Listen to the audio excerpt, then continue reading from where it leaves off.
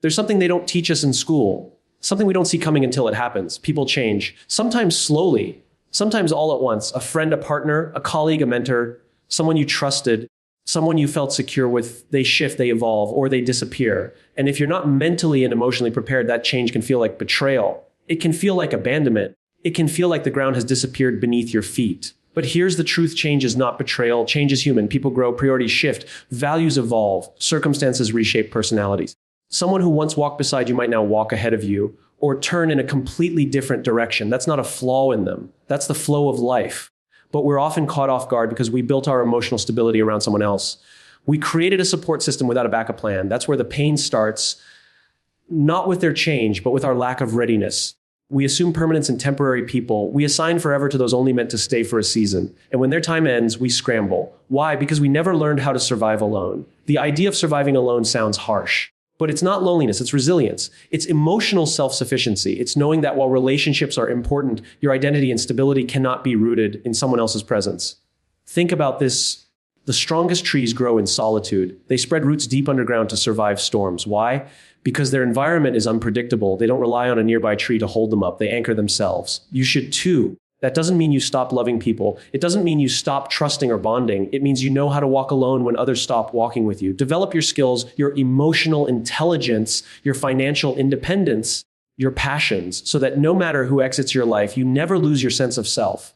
Build connections, but also build inner foundations. Don't let your peace be someone else's responsibility. Don't let your motivation depend on someone else's presence. People change. Be prepared for that.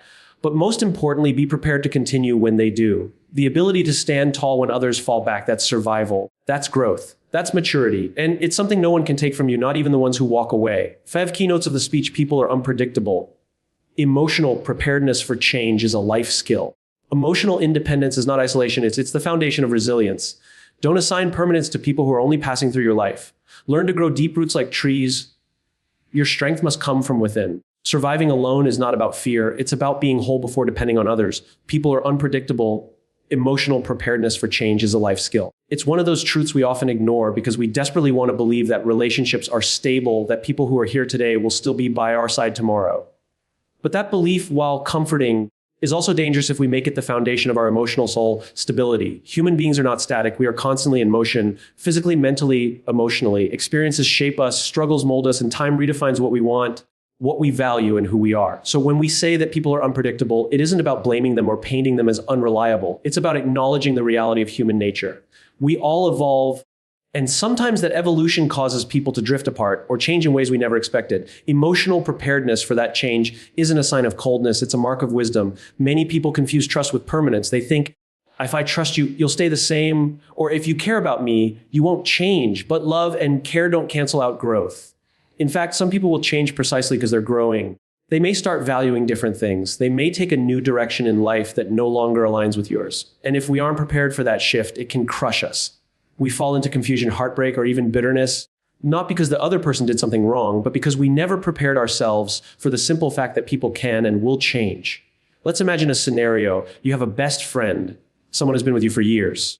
They've always been the person you vent to, laugh with, and lean on. But slowly they start changing. They're less available. They're not as responsive. Their goals start pulling them in another direction.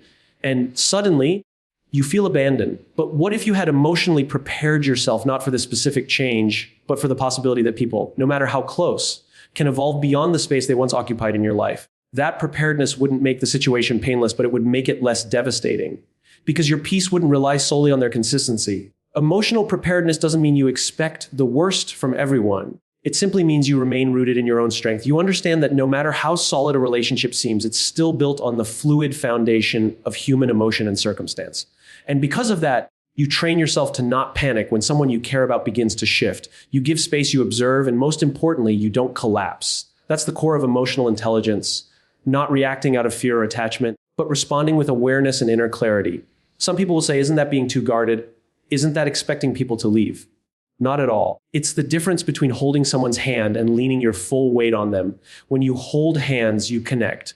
But when you lean entirely on someone else to stay standing and they move, you fall. That's the risk of emotional dependency. Not love, not trust, but dependency. Emotional preparedness is about standing on your own feet, even while you hold someone's hand. That way, if they move, you don't fall. You adjust, This is a life skill that applies not just in friendships or romantic relationships, but everywhere: family, work, mentorships. You may have a boss who once supported you, but later becomes distant or critical. A sibling who once confided in you, but now chooses distance. A mentor who once invested in your growth, but moves on. The emotional damage doesn't come from their shift alone. It comes from our inability to handle that shift because we weren't ready for it. We assumed the relationship would always serve us the same way. This kind of readiness doesn't develop overnight. It comes from self-awareness and deliberate practice. You begin by observing how change has already affected your life. People came and went, situations that turned unexpectedly. You look at your emotional reactions and ask, did I base my stability on something outside myself? If the answer is yes, you start to recalibrate. You focus on your inner foundation, your values, your passions, your purpose.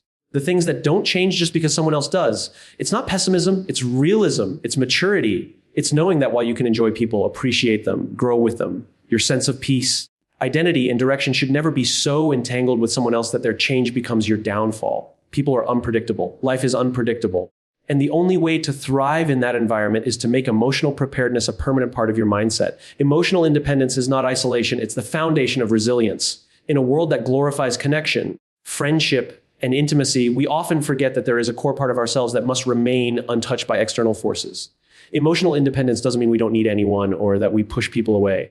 It means we are whole before they come and we remain whole if they leave. This is a concept that many people misunderstand. They assume emotional independence is about cold detachment or self-centeredness. But in truth, it is about strength. It is about being rooted in yourself so deeply that your peace, your joy, your motivation, and your sense of self-worth are not dependent on anyone else's actions, approval, or attention. When you are emotionally dependent on others, you give them silent control over your emotional landscape. You let someone's mood dictate your own. You let their validation become your measure of worth. You let their presence define your security. And when they withdraw or change or simply can't meet your expectations anymore, you feel lost. You begin to question everything, not just about the relationship, but about yourself. This creates emotional instability. And when that becomes a pattern, it chips away at your confidence and emotional strength. You become reactive instead of grounded. But emotional independence breaks that cycle. It gives you the ability to engage deeply with people while still knowing who you are without them. Imagine someone walking beside you on a narrow path. It's comforting to have them there. You share stories, help each other when one stumbles, and celebrate moments together. But what happens if one day they take a different turn? If your balance on that path was dependent on leaning on them, you're likely to fall. But if you've trained yourself to walk with your own footing, you may be surprised, you may even grieve their absence, but you won't fall. You'll continue stronger because you've built your emotional endurance. That is what emotional independence looks like. Walking with people, not leaning on them to carry your emotional weight. We are social creatures. No doubt we need connection. We thrive in belonging. But needing connection is different from being emotionally dependent on it. Emotional independence allows us to love more purely, to give without fear, to support without resentment. Why? Because we're not giving or loving in order to fill a void or feel secure. We're doing it because we choose to, not because we have to. Our happiness is not hanging in the balance. Our self-worth isn't waiting on someone else's approval. Think about the difference this makes in real life. If you're emotionally independent, you're less likely to tolerate disrespect, manipulation, or emotional neglect, not because you're cold or unforgiving, but because you're clear about your boundaries. You're not afraid of being alone, so you don't cling to people who treat you poorly. You can make rational decisions even in emotionally charged situations. You listen better because you're not just waiting for affirmation. You speak more honestly because you're not afraid of losing someone's favor. This is not arrogance. This is clarity. So many people suffer in silence because they're emotionally entangled with people who bring more stress than support. But they don't walk away, not because they're weak, but because they've never known life without leaning on others for their emotional needs. They've never been taught that it's okay to find peace within themselves, that solitude isn't emptiness, and that quiet doesn't mean something is wrong. When we develop emotional independence, we gain the power to pause, to think clearly, and to make decisions from a place of strength, not fear. This changes the way we approach relationships. We become givers, not takers. We become partners, not dependents. We seek connection, not completion. This kind of emotional strength is not something you're born with. It's something you build. It starts with small moments of self-reliance, not running to someone every time you feel anxious, not needing to explain yourself every time you make a choice, not craving constant reassurance to feel okay. Over time, those small acts become a mindset. You start trusting yourself. You start listening to your own inner compass. And even when you fall or feel broken, you don't stay there because you know how to get up. Not because someone pulls you up, but because you know how to lift yourself. Emotional independence allows you to be in the world fully connected to others, but never lost in them. It's the space where real resilience is born, where you are strong enough to love, to lose, to rebuild, and to continue. Not because you don't feel pain, but because you've built the emotional muscle to carry it and keep moving. Don't assign permanence to people who are only passing through your life. One of the most painful lessons life teaches is that not everyone you meet is meant to stay. Some people are only meant to walk with you for a season, to teach you something, to guide you through a specific chapter, or to shape your character in ways that couldn't happen without them. But the mistake we often make is confusing temporary roles for lifelong positions. We cling to people as if they are permanent fixtures, building our future around them, emotionally investing without boundaries, and imagining a forever that was never promised. This isn't foolishness. It's human. We're wired to seek connection, and when we find comfort in someone's presence, it's natural to want it to last, but wanting doesn't guarantee staying. And when that person leaves by choice, by change, or by a circumstance, the hurt feels personal. It feels like a betrayal. But in truth, it's often just the end of their purpose in your journey. Relationships of all kinds, friends, partners, even mentors, serve different functions in your life. Some are bridges. They help you cross from one phase of your life to another. Some are mirrors. They show you things about yourself, both beautiful and difficult. Some are anchors that hold you steady in storms. And some are just signposts that point you toward a direction you never would have seen on your own. But not all of them are destinations. Not all of them are meant to be part of your story forever. The danger comes when we mistake their purpose. We expect a bridge to stay, a mirror to walk with us, a signpost to become a home. That mismatch of expectation sets us up for disappointment because we assign permanence to something inherently temporary. Part of emotional growth is learning to embrace the idea of temporary connections without bitterness or regret. It means appreciating the role someone played in your life while they were there without holding on to them in ways that damage your peace when they're gone. It's possible to cherish memories without being chained to them. It's possible to value someone's impact without needing their constant presence. When you start to live with that perspective, you become freer. You stop demanding lifelong loyalty from every person who enters your life, and instead, you start asking a more mature question: what is this person here to teach me, and what am I here to learn? Some people will bring joy, some will bring chaos, some will break your heart, and others will mend it. But all of them bring something. Even the painful relationships teach resilience, boundaries, self-respect, or clarity. When you stop resisting the temporary nature of some connections, you gain the ability to move forward with less emotional weight. You don't carry anger, guilt, or unanswered questions with you. You learn to say, that was important and now it's over, without resentment. That is not emotional detachment. That is maturity. It's also important to recognize that sometimes you're the temporary person in someone else's life. You might play a vital role for a season, and then your presence is no longer needed. That doesn't mean you failed. It means you serve your purpose. Understanding this from both sides allows you to navigate relationships with grace. You're no longer obsessed with holding on. You're focused on showing up fully while it lasts, giving your best, and letting go without losing yourself when it ends. There's a calm that comes from releasing the need to control who stays and who leaves. You begin to trust life more. You stop blaming others for moving on. You stop blaming yourself for not being enough to make them stay, because you realize it was never about worth. It was about timing, purpose, and the natural flow of life. People change, life shifts, priorities realign, and sometimes the road just splits. That doesn't erase what was meaningful. It simply marks a new phase. Learning not to assign permanence to temporary people protects your heart. It allows you to give love freely, knowing it might not be returned forever. It allows you to build bonds while still maintaining your own identity. You stop building your emotional house on someone else's presence, and instead, you build it on your own foundation. People may walk through your life, but they don't own it. You do. When you understand this, you can love more honestly and live more peacefully. You stop holding grudges against people who leave, and you stop punishing yourself for being left. You recognize that every connection has its own rhythm, its own ending, and its own lesson. The sooner you accept that not everyone is meant to stay, the sooner you begin to grow in emotional strength, clarity, and peace. Let people come. Let people go. Let them shape you and let them leave. Not every story is meant to be a forever one, and that's okay. Learn to grow deep roots like trees. Your strength must come from within. In nature, a tree's survival doesn't depend on how many trees surround it, but on how deep its roots go. It can withstand storms, droughts, and even seasons of isolation, not because the weather is always perfect or because it has constant support, but because its foundation is strong. The same principle applies to life. Your ability to endure change, loss, disappointment, or loneliness is directly connected to the strength of your inner foundation. When people around you change, leave, or disappoint you, and they inevitably will at some point, your survival won't come from begging them to stay. It will come from the depth of the roots you've built within yourself. Growing deep roots means understanding who you are outside of your roles and relationships. It means knowing what you value, what drives you, what brings you peace, and what gives you purpose even when no one else is watching. So many people live their lives looking outward for validation, belonging, and identity.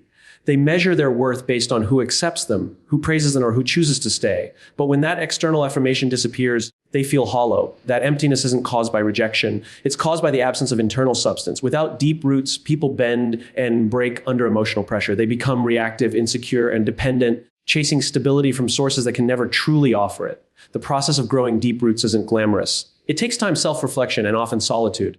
It requires facing uncomfortable truths about yourself and learning how to meet your own emotional needs. It demands discipline, patience, and a willingness to be still when the world around you is noisy.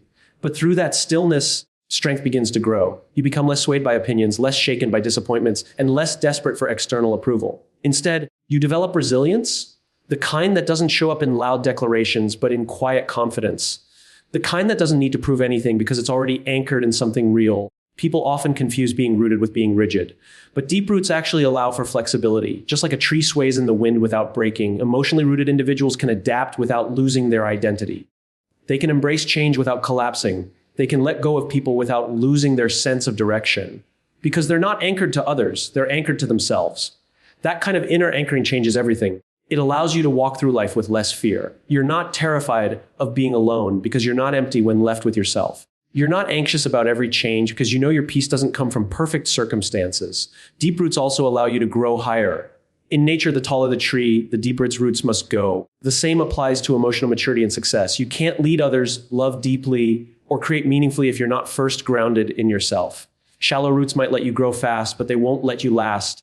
The first strong wind, a heartbreak, a betrayal, a failure, will uproot everything. But when your roots are deep, you're not only harder to shake, you're able to nourish others without losing yourself. You can give support without draining your own reserves. You can show up fully in relationships without fear of losing your identity. Sometimes life will strip away everything that's not essential. People will leave, plans will fail, and dreams will shift. And in those seasons, what remains is what truly matters, your inner strength. That's when the quality of your roots is revealed. If all your confidence was tied to your achievements or relationships, you'll feel lost. But if your confidence comes from your values, your purpose, and your ability to endure, you'll stand tall, not without pain, not without struggle, but without collapse. You'll bend, but you won't break. You'll grieve, but you won't give up. You'll pause, but you won't be paralyzed. Life has a way of testing your foundation. It will challenge you to grow deeper when you want to run. It will force you to look inward when everything around you is falling apart. And the people who survive, not just survive, but thrive, are the ones who took the time to build their roots before the storm came. They didn't wait until they were alone to figure out who they were. They prepared quietly, steadily, consistently, and when the time came, they stood, not because life was easy, but because they were rooted. That's where your strength must come from, not from how many people stand with you, but from how deeply you're anchored within yourself. Surviving alone is not about fear. It's about being whole before depending on others. It's a mindset shift that redefines how we view solitude, relationships, and self-reliance. Many people assume that being alone means being broken, unwanted, or left behind. They attach fear and sadness to the idea of solitude because they've been conditioned to see it as something to escape from. But surviving alone isn't a weakness. It's one of the greatest forms of inner strength. It means that before you invite someone into your world, you already know how to live in it. It means that before you lean on anyone, you've already built a foundation strong enough to carry yourself. From an early age, we are taught to look outward for comfort and security. We're praised for being sociable, for making friends, for being part of something. And while connection is essential, we rarely emphasize the importance of being at peace with ourselves first. So we grow up with an emotional gap, the fear of being alone, and we rush to fill it with relationships. We think love will fix us, company will complete us, or friendship will give us purpose. But when those connections falter or fade, we crumble, not because we're weak, but because we never learned how to be whole by ourselves. Being able to survive alone is not about withdrawing from others or rejecting intimacy. It's about making sure your emotional survival doesn't depend on the presence or approval of anyone else. When you are whole, you bring completeness into a relationship rather than seeking it from one. You love from overflow, not from emptiness. You give because you want to, not because you're desperate to be needed. That changes everything. The quality of your relationships improves because they're no longer rooted in fear, insecurity, or emotional dependency. They become a choice, not a crutch. A gift, not a necessity. People who have learned to survive alone don't need to constantly be reassured. They don't panic at the thought of spending time by themselves. They don't stay in unhealthy relationships just to avoid being alone. They don't seek distractions to fill the silence. Instead, they find power in stillness, clarity in solitude, and purpose in being with themselves. They make decisions based on their own values, not based on the fear of losing someone. They can walk away from disrespect, from manipulation, from toxicity, not because it doesn't hurt, but because they know their peace is worth more than anyone's presence. The fear of being alone often makes people settle. They accept less than they deserve. They remain in situations that stunt their growth. They tolerate behavior that damages their spirit. all because they've never experienced what it feels like to be truly okay on their own. But when you realize that solitude isn't something to run from, it becomes something to embrace. You learn to enjoy your own company. You discover things about yourself that you never would in the noise of constant connection. You develop your passions, build new skills, and refine your vision for your life. And with each step, you become less afraid of the idea of being by yourself because you're no longer alone. You're with someone you trust yourself. Surviving alone prepares you for a more meaningful life. It gives you the space to grow without interruption, to heal without external interference, and to reset without guilt. When others come into your life, you're ready, not because you need them to fix you, but because you're open to sharing what you've already built. You're not looking for someone to rescue you from loneliness. You're looking for someone who aligns with the peace you've already created. That difference is what sets emotionally mature individuals apart. This strength doesn't make you hard or unapproachable. It makes you calm. It makes you selective. It makes you wiser with your energy. You no longer chase people who don't want to stay. You no longer force conversations or beg for attention. You no longer depend on someone's presence to feel worthy. And that kind of emotional power is rare. It comes from surviving the moments when you felt alone and choosing not to break. It comes from walking through silence and learning how to listen to your own voice. When you're whole on your own, you begin to live from a place of freedom. You no longer fear loss because you know you will still stand. You no longer fear change because your identity isn't attached to someone else's stability. You no longer fear being misunderstood because you understand yourself. That's what surviving alone teaches you, not how to live without people, but how to live with yourself so fully that you're never lost when they leave. You don't fear solitude anymore. You respect it because in it, you found your strength, and that strength can't be taken away. The truth is, people will change. Some will grow apart from you. Some will walk away without warning, and some will stay only for a season, no matter how much you believe they were meant to be permanent. But your survival, your peace, and your purpose cannot depend on who stays or who leaves. You must become emotionally prepared for change, rooted in your own strength and capable of standing alone when necessary. That's not isolation, that's wisdom. When you stop assigning forever to temporary people, when you develop emotional independence, when your identity comes from within and not from others, you gain freedom. You stop fearing loss because you've built a foundation that no one else can shake. The world will test your emotional strength. People will test your expectations. But if you've learned to survive alone, not in fear, but in fullness, you will never truly be alone. You will be whole, resilient, and ready for whatever life brings next.